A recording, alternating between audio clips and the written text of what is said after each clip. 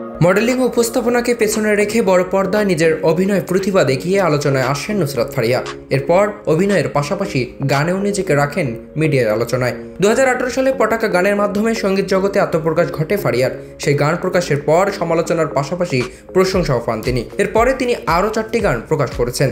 এবার বিরতি কাটিয়ে নতুন গান নিয়ে হাজির হচ্ছেন ফারিয়া। সেই গানে থাকবে অনেক চমক।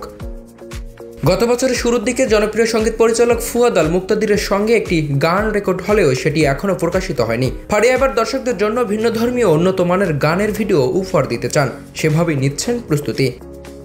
তিনি জানান তার বেশ কয়েকটি নতুন গান প্রকাশের অপেক্ষায় আছে। ফুয়াদ সঞ্জয় সহ আরও কয়েকজন প্রতিভাবান সঙ্গীত পরিচালকের সঙ্গে কাজ করছেন।